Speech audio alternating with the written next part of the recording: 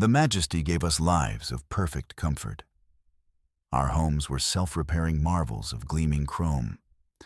Our food synthesized from light and air. We never knew hunger or sickness or want. They gave us everything a species could ever dream of.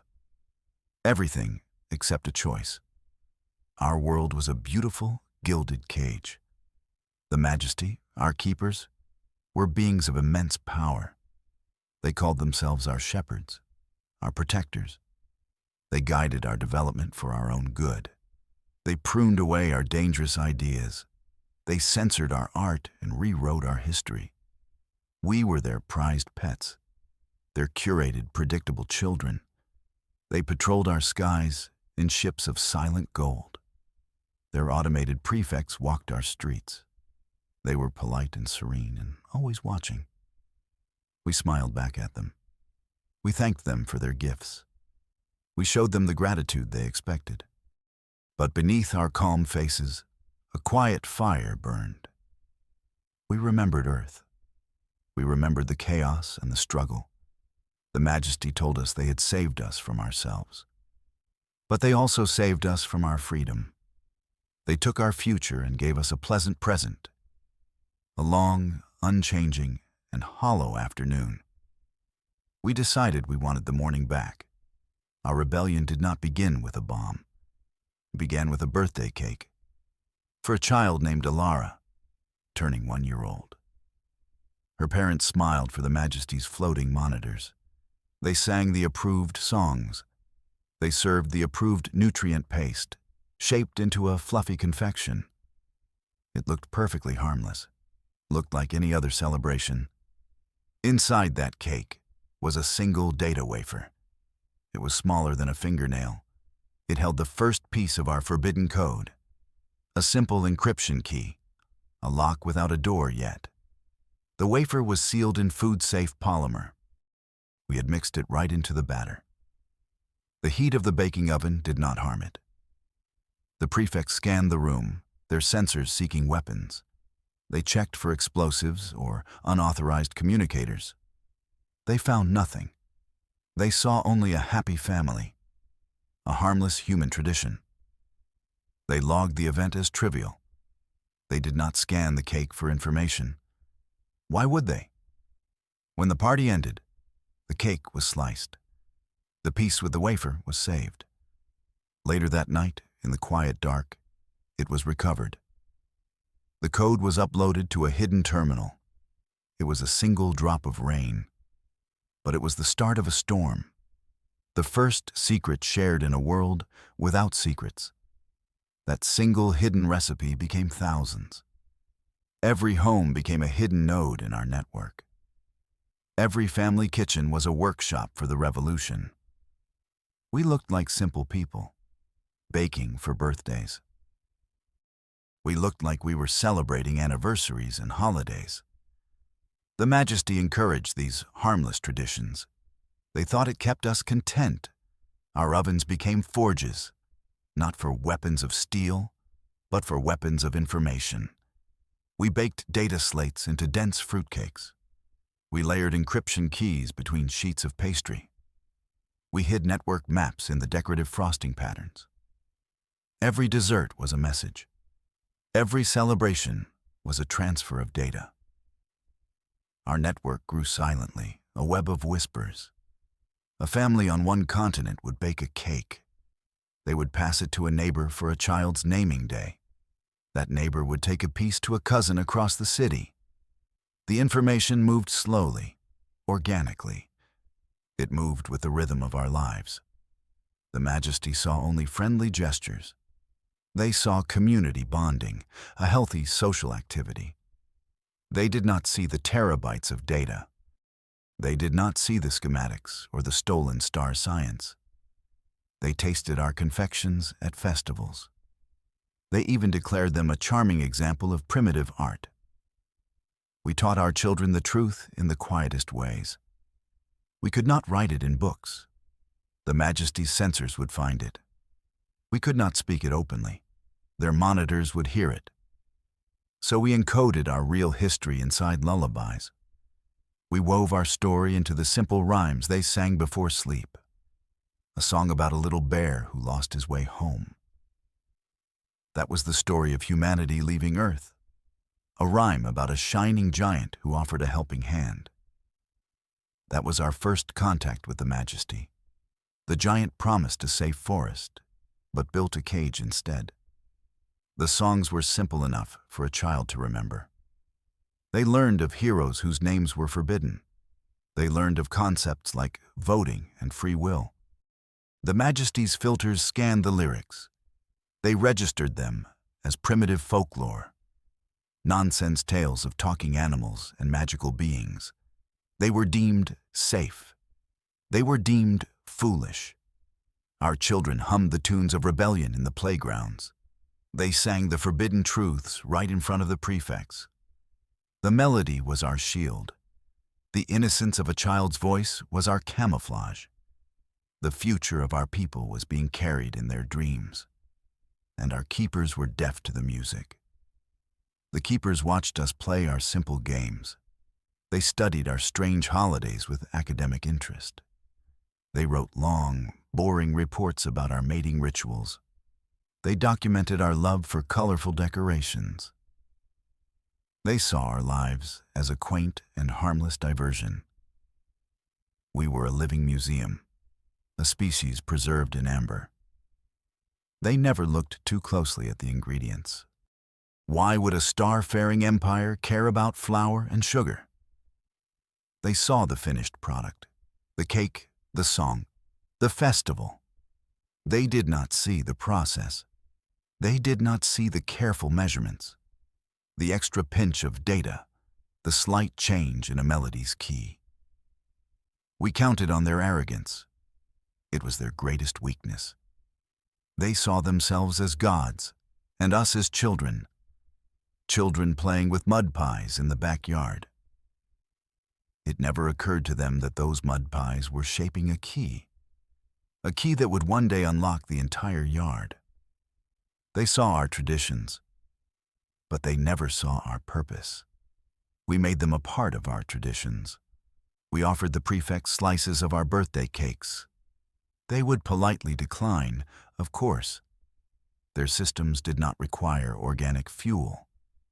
But the gesture was noted. It was logged as another sign of our docile nature, our complete and utter submission. They were so very wrong. We knew this was a long war. It was a war measured in generations, not years. The first people who baked those cakes, they knew they would never see the day of freedom. They were planting seeds for a garden they would never walk in. Their reward was not victory. It was hope. Our promise was for a distant spring. We whispered it to our children as they slept. We sang it in our lullabies. We baked it into the heart of every celebration cake. We are the winter. We endure the cold and the dark. But we are preparing the soil for you. You will be the spring. This gave us a quiet and profound strength. We were not fighting for ourselves. We were fighting for a future we could barely imagine. A future where a child could ask any question. A future where an artist could create anything they desired. A future where the sky did not belong to our keepers. So we worked with patience. We moved without hurry.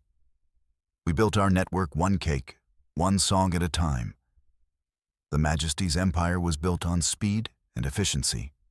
Ours was built on love and the slow passing of seasons. They could not understand our timeline. It was too human. The Majesty's network was a masterpiece, a star-wide web of pure light and information. It connected their entire empire. It managed everything, from fleet movements to planetary weather. It was their all-seeing eye, their perfect, unblinking mind. We decided to hide inside it. We became ghosts inside their own machine. Our code was not aggressive. It did not attack their systems. It mimicked them. It was designed to look like a slight data echo, a harmless bit of signal noise, a tiny, insignificant flaw in a flawless creation. Something their diagnostic tools would ignore. We wove our whispers into their loud broadcasts. When they sent a message from one star to another, we attached our own. A tiny, encrypted packet riding in the wake of their thunder. Our data moved at the speed of their light. Our network was no longer limited to neighborhood kitchens. It was now galactic. We learned their systems inside and out. We found the back doors they had forgotten. We found the legacy code they never bothered to patch. Their system was ancient, and like all ancient things, it had secrets. We did not break their walls. We simply found the cracks that were already there, and we slipped through. We needed to test our new star-wide network. We needed to know if it truly worked, if billions of nodes could sync at once. A direct test was too risky. The Majesty would notice such a massive data surge. We needed a cover. We needed another harmless human tradition. We chose the Festival of Ancestors, a holiday the Majesty had approved centuries ago. It was a day when humans lit candles for those who came before. Over the years, it evolved. We used colored lights strung across our homes and cities, a beautiful, shimmering display of remembrance. The Majesty found it charmingly sentimental. This year, the lights were different. Every string of lights was a node. Every colored bulb was a transmitter. We had shared the simple hardware plans in our cakes. The system was ready. The signal was given, not with a command, but with a song. An old festival hymn broadcast over public channels. Across a dozen worlds, billions of decorative lights blinked. They shimmered with beautiful, random color. But it was not random. For a single second, they all blinked in perfect unison. A coordinated pulse of light across the galaxy. A silent signal seen by no one but us. The network was alive, and it was ready. We were not the only species in the cage. The Majesty had collected others over the millennia. The Gnarth were one such race, a species of silent, crystalline beings. They had been enslaved for 1,000 years. They served the Majesty as living data processors. Their minds were part of the network we now haunted. They saw our work. They felt our code moving through their consciousness. They recognized the patterns, the quiet rebellion. They had seen races try to fight the Majesty before, with warships and armies. They had always failed. But they had never seen a rebellion hidden inside a birthday cake. One day, a message came to us, not through our network, but from it. It was a simple, elegant piece of code. It opened a secure channel directly into the Majesty's core systems, a channel they could not monitor. The Gnarth had given us a key. They had seen our plan, and they had improved it. They did not ask for anything in return. Their message was simple.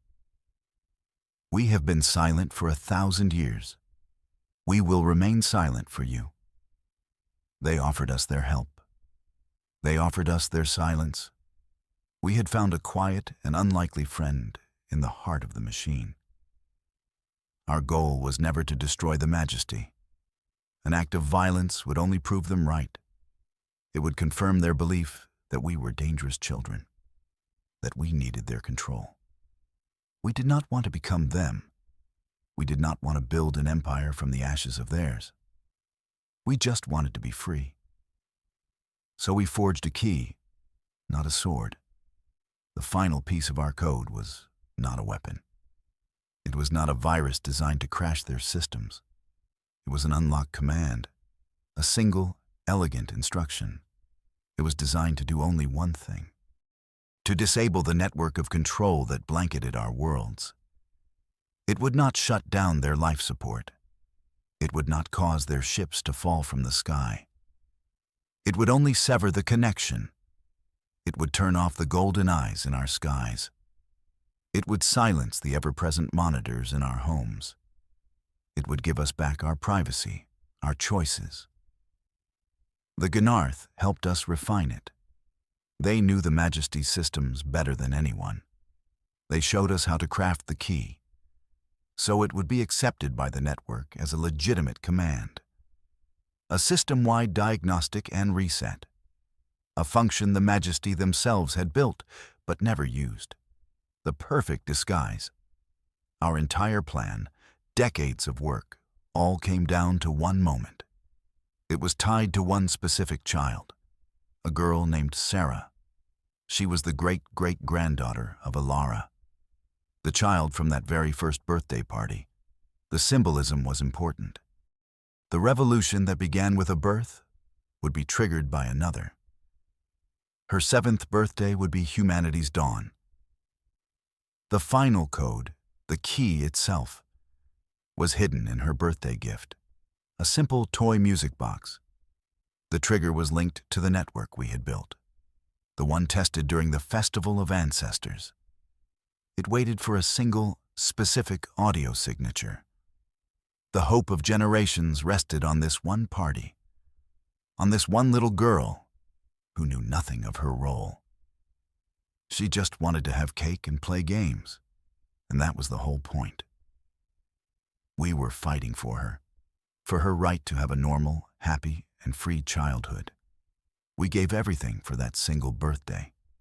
The network was poised and waiting. All it needed was the signal, the song from a little girl's music box, a tune that would be heard across the stars, the quietest, most powerful weapon ever made. The Majesty were not fools. They were arrogant, but not stupid. An ancient prefect, one they called Prime Conductor, sensed something. It was not a specific threat. It was a feeling, a statistical anomaly he could not explain, a tiny crack in their perfect, predictable order. He saw the data. Humans were becoming more efficient, more cooperative. Their minor social problems were decreasing. To the Majesty, this was a success. It meant their guidance was working. The humans were finally becoming stable. But Prime Conductor saw it differently. We were too perfect. He began to investigate. He looked deeper into our traditions. He analyzed the festival light shows. He found the synchronized pulse. It was faint, almost undetectable. But it was there. He cross-referenced it with other holidays. He started analyzing the ingredients of our cakes. He was getting close. His arrogance finally began to fray. He could not believe that primitives could orchestrate this. But the evidence was mounting. He dispatched specialized hunter-killer programs. They swept through the network. They were looking for our ghosts. The race had begun. We had a spy in their home, but now they had a hunter in ours. The hunter programs were dangerously close. They were unraveling our web of kitchens and lullabies. Prime Conductor was closing in on the trigger mechanism. He did not know what it was, but he knew it was linked to our celebrations. We had to misdirect him. We had to give him something to find. We made a painful choice. We created a false trail, a network of decoys in the outer colonies. We filled this false network with fake plans. Plans for a violent uprising, the very thing the Majesty expected. We made it look like the heart of our entire operation. A crude, obvious rebellion. Then, we led the hunter programs right to it. We sacrificed a part of our own network. Brave families who volunteered for the duty. They knew what would happen. The Majesty's forces descended. They arrested thousands. They declared the human rebellion crushed. A minor, foolish attempt that was easily contained. Prime Conductor was satisfied. He had found the problem and eliminated it. He believed he had won. The loss was devastating for us. We lost friends, family. But their sacrifice worked. The core network was safe. The plan was still in motion. They had pruned a branch. while the root system grew ever deeper. The day arrived. Sarah's 7th birthday. It was a small party in a quiet suburban home. Sunlight streamed through the window. Balloons bobbed gently in the air. From the outside, it was a scene of perfect domestic peace. The Majesty's monitors, now less vigilant, floated by without interest. The human threat was over. Her parents brought out the cake. 7 candles flickered brightly. Her friends gathered around. They began to sing the traditional birthday song. The same song sung for generations. The one the Majesty had heard 1,000,000,000 times. They sang with smiles on their faces and hope in their hearts. After the song, Sarah's father gave her the gift, the small wooden music box. She opened it with excitement. A tiny ballerina began to turn. A simple, tinkling melody filled the room. It was an old lullaby, one about a bear finding his way home. That melody was the key, the audio signature our network was waiting for. It was heard by a hidden receiver in the house. The signal was sent. Across a dozen worlds, our ghosts in the machine awoke. The key was inserted into the Majesty's core system. A single, silent command. The song heard across the stars. There was no explosion. There was no grand battle in the sky. The Majesty's golden network simply went dark. It was like a candle being gently blown out. The prefects on our streets froze in place. The silent ships overhead drifted without purpose. The all-seeing eye was blind. We woke the next morning to a profound silence. The familiar, low hum of the Majesty's presence was gone. We looked up at the sky. It was just a sky, not a ceiling, not the lid of our cage. For the first time in centuries, it was simply ours. Children walked out into the streets. They pointed at the silent, frozen prefects. They were no longer figures of authority. They were just statues, relics of a time that had passed in the night. We had done it. We had baked a revolution. We had sung ourselves to freedom. It was the dawn of a quiet morning, the beginning of a new chapter. The future was unknown. It would be difficult and chaotic. We would have to learn how to govern ourselves again, but it would be our future. For the first time in 1,000 years, we were truly home.